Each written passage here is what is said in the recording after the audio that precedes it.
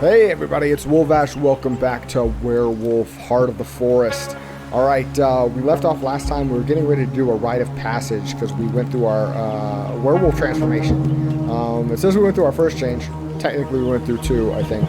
But anyway, they said in order to join a tribe, we have to initiate a rite of passage. So we are going to go ahead and do that right now. You went through your first change, Pat said. She was leaning on a tree nearby, and you know everything you need to know at the moment. But you have to go through the rite of passage. Daniel rubbed against my flank, excited. A vision quest, Kim winked at me. And since we don't have time for tests, we need you to solve a real problem, Olga stepped in. Namely, we want you to find a way of ending this logging problem, Cornell said gently. So, how would you like to do it? They all looked at me in anticipation. I took my time. I took my time, overwhelmed by everything that happened. My old self was gone, replaced by a shape-shifting eco-warrior. But deep down, I was still the same person, with the same ideas and ideals. I knew what to do. More willpower. Beat the rite of passage, okay? The logs need to be punished. We had to find the local source of our problems. We need to understand the enemy. So we would lose a rage to understand the enemy, find the local source of our problems. Logs need to be punished. I don't know that the loggers need to be punished necessarily.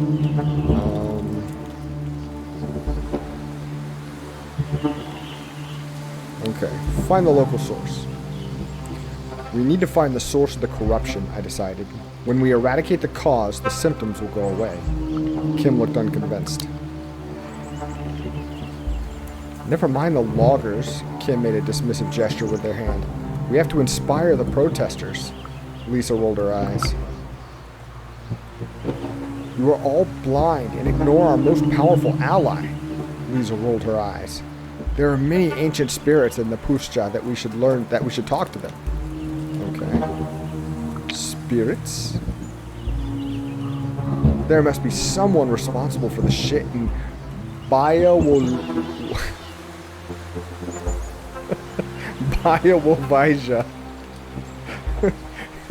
Here at the local level, I continued. I want to have a talk with them. Cornell bared his teeth in a predatory smile. I know exactly who we should talk to. Daniel beamed, spoken like a true Philodox. Were you born under a half moon, weren't you, Maia? Philodox. Those born under half moon embrace balance between wolf and human, fury and wisdom, and act as judges and lawkeepers. That's a perfect thing for me to have if I'm going to be making this decision. I should be balanced and act as a judge and lawkeeper. Shouldn't be a crazy half-cocked warrior or a milksop eco tree hugger, whatever. I should be right down the middle. I looked at him surprised. How did he know? Mom always told me that when she gave birth to me, the half moon was shining through the window, reminding her that this too shall pass. Uh-oh. What? Look we lost brave, inspiring, analytical, spiritual, cunning, all that went away. Oh, let's see. We're gonna see what happens here. You're right, I nodded. How did you know? Garou born under the half moon are judges and truth seekers, said Cornell, just like you and me. A worthy Philodox is honor personified, it added Lisa. Excuse me. Your place in the werewolf society will be determined by your renown. You can earn glory through defeating mighty enemies and succeeding in dangerous quests. You can earn honor by following your moral imperative and upholding the laws of the Garou. You can earn wisdom by acting efficiently and thinking well before you act. Your renown will change as you play, contributing to Maia's legend among the Garou. No pressure at all. I felt overwhelmed. Olga must have sensed my confusion. Come, we have a lot to discuss. She patted my shoulder. And we have to find your phone and wallet. I nodded and followed her. I had to tie up loose ends in my old life. Oh, back on the bus. Back to the beginning. I am sitting on a bus. The sun streaming through the window is making it hard to see. The narrow road cuts through a dense, old forest. I remember doing something important, walking among the trees looking for something, losing something I loved, gaining something unwanted. But then I'm fully awake and the memories scatter away. We're almost there, says Anya. I did some searching. She looks at me from over her phone. And this place is amazing. The last primordial forest in Europe. She's such a dork. I laugh. Oh, whoa, what the frick is happening here? What is happening here? I laugh. Anya, you're such an adorable dork. I'm not able to finish. I start to cough. I spit blood.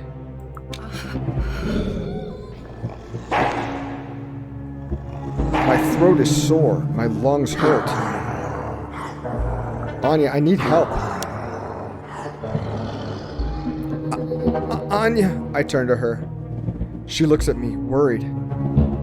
You should drink something. Here. She pulls a bottle from her backpack and gives it to me. I take a sip and feel something dry and acrid in my mouth. And then it starts to move.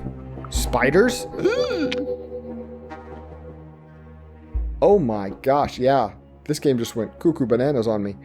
I spit it out and see thousands of small spiders leaving my mouth.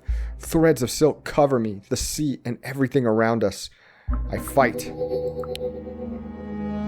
I try to fight them, but they're too small and there are too many of them. And after a few seconds, I'm covered in cobwebs, unable to move. There's a hiss. I hear a hiss. Then slowly, a long, dark, bloody shape comes out of Anya's eye socket, pushing the eye out. A black snake that reeks of rotten meat, acid, and oil. Don't fight, Maia. You're already mine, it says. Just like your grandpa. And then it kisses me.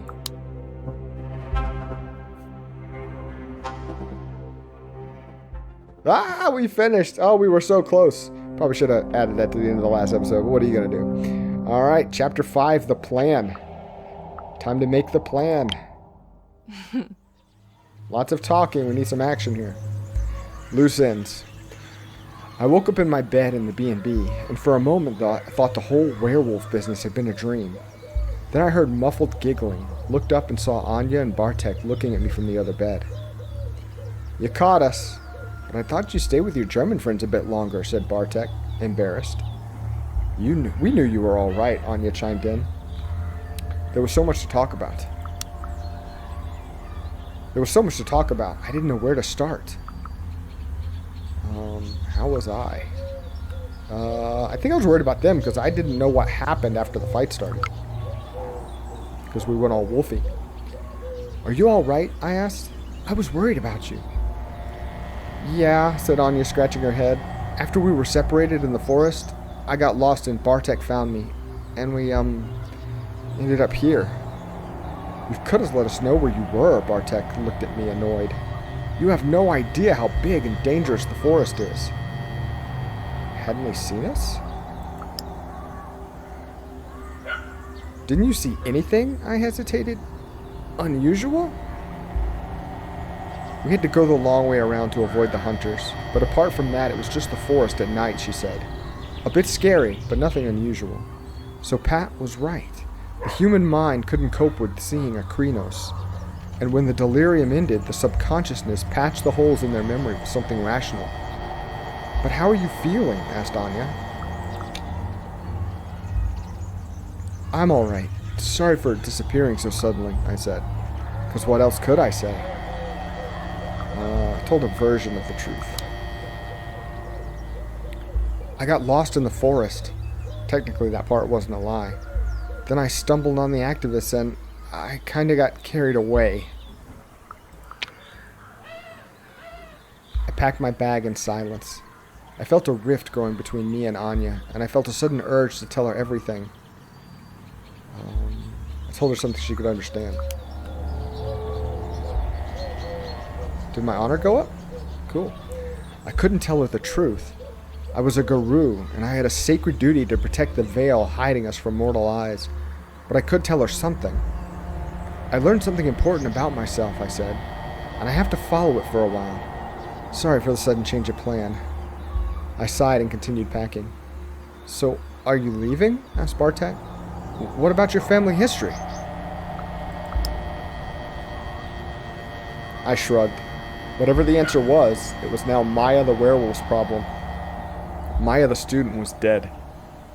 Let us know when you figure it out, said Bartek. We'll be waiting. Anya hugged me. I mumbled something, took my bag, and left. Uscha. Everything according to plan. I dropped my bags in the camp and ran through the plan one more time. They expected me to act like a Philodox, but we'd also discussed other plans, both more sophisticated. Philodox, Galliard, stories and propaganda, Thayers, spirits and rituals. No, Philodox, man. I'm a Philodox. What's with the rare beetles thing? Are we going to learn about that? I wonder if these are options I can't do because of choices I made, or what? Stories, propaganda, spirits and rituals. No, Philodox. That became a pretty heavy point, so I want to follow that.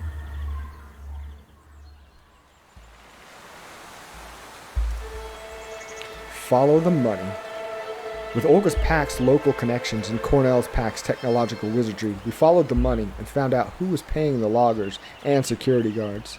Behind all the ideology and politics, it was all just business. They were cutting down trees because someone was paying them to do it. We decided to stop the money flowing. Punish the guilty of lying, okay? After a few days of stakeouts and preparations, we identified our target and we were ready to move. We started with a kidnapping. Okay, kidnapping. Interesting. What's happening here? What is going on with that? Blind justice. We let him out in the middle of the forest. I took the lead. I yanked the bag off the man's face. Cornell lifted a flashlight and shined it in his eyes so he couldn't see us. The man reeked of fear and sweat. I knew him. I knew him, and it was gonna be a problem, because the man behind the local logging industry was Bartek's father.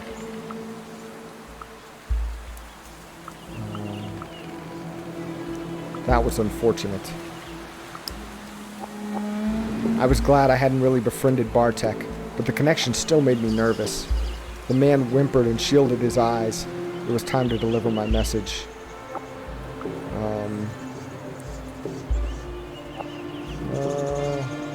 Let's say it. I was blunt.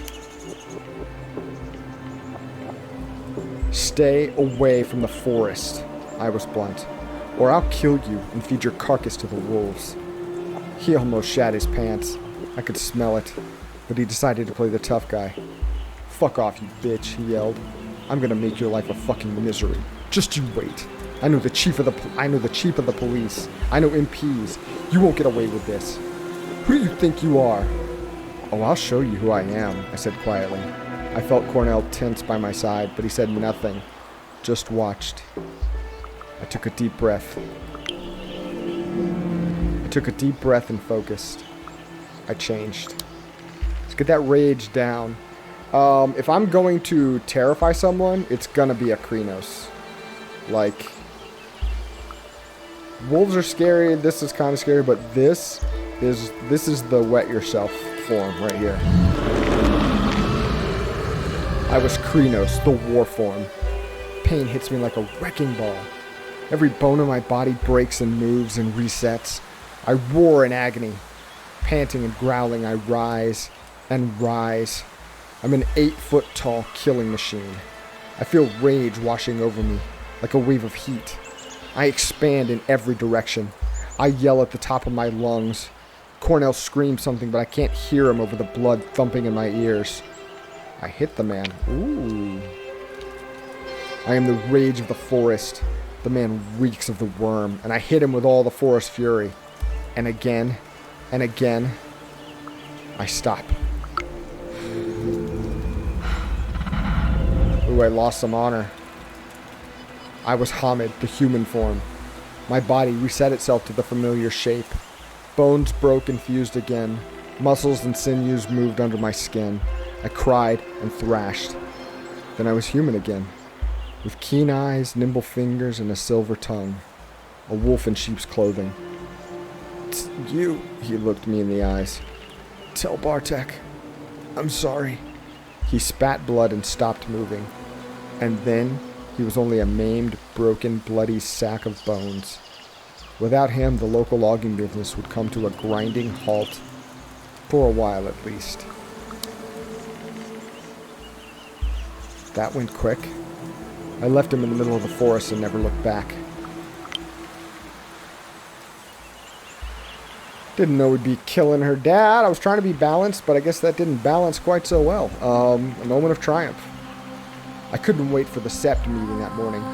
Punishing the local lobbyists was my rite of passage, and I knew that I did great. The plan had been sound and perfectly executed.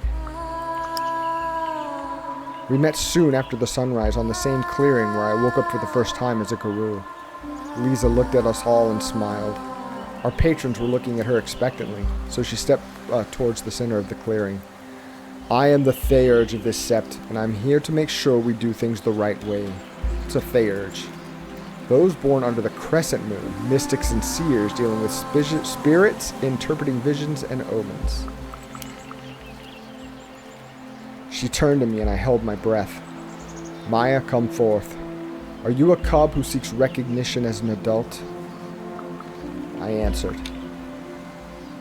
"I am," I answered solemnly. "Are you an applicant to a tribe?" Lisa asked again. "I am," I answered. "Who speaks for the cub?" Lisa looked at her sept mates. "I do." Cornell stepped forward. "I'm blind prophet of the children of Gaia, Philodox of the Winter Weasel Pack. I observe the cub on her mission, and I'm here to tell the story." Children of Gaia. A tribe that believes in peace with humans, rages attain of the world. Oh, yes, we know this. We looked all this. Okay. Would I have to take a new name? Wait, blind prophet? Is he blind? Did they all have secret werewolf names? I shook my head, thinking the whole thing had strong cult vibes. "Has the cub passed your challenge?" asked Lisa. I held my breath. I knew how it all happened, but I held my breath nevertheless. "She succeeded," was the answer. "The challenge was hard, and she overcame it." Lisa turned to me. "Have you chosen your name?" Lisa turned to me. My new secret name. Suddenly, I remembered my grandfather talking about his old friends. He never used their real names. They were always Thunder or Gray or Needle. I'd always thought it was a gorilla thing, some kind of war names. Now I wasn't so sure anymore. How to capture my whole life, my aspirations, my personality, my heritage in one name? I cleared my throat. Mist, a name with more of a meaning. Skala, which was Polish for rock. Pine, a tree in a forest. Cassandra, a misunderstood. Go with Mist.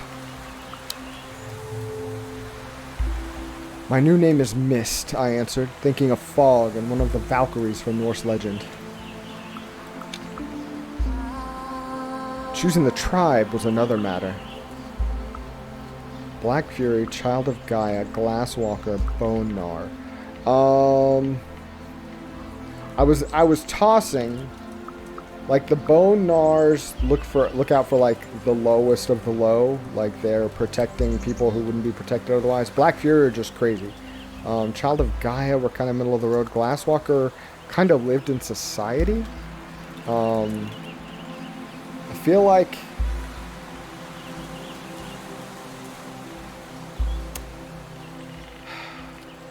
this is like the route that Cornell would be on, obviously. He's a child of Gaia.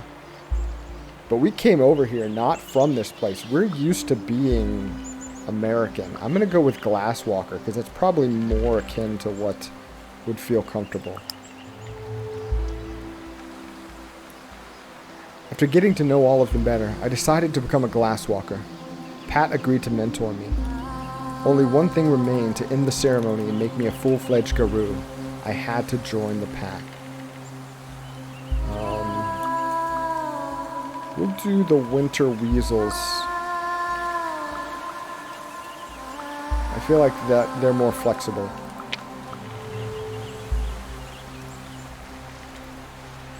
I joined Cornell's pack and chose the winter weasel as my patron. And so it was done.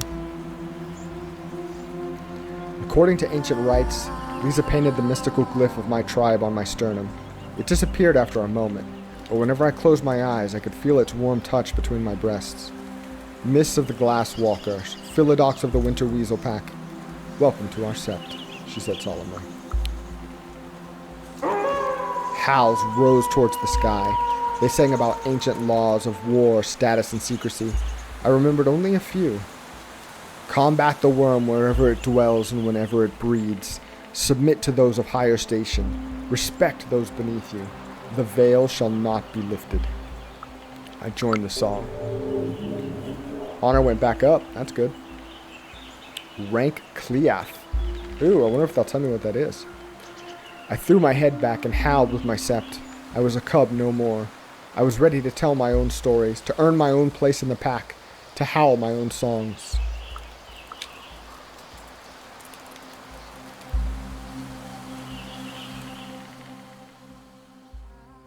Oh, that was a short chapter. You know, even though it was short, I'm going to call it right there. And we'll try to pick up right away with chapter 6 and see how that goes, rather than break it in the middle. Yeah, we're a wolf, and we stopped the logging, at least for now. So I wonder what the next step is going to be. Are we just going to be, I don't know, doing random odd jobs in town? Like, what happened? We kind of, through one senseless murder, anyway, stopped the logging pretty much straight out. So I'm not sure where we're headed next. But it's called The Storm, so it's going to be a bumpy one. Anyway, guys, thanks for watching this far into it. I appreciate it. And I hope you come back for the next one, Chapter 6, The Storm. Till then, take care.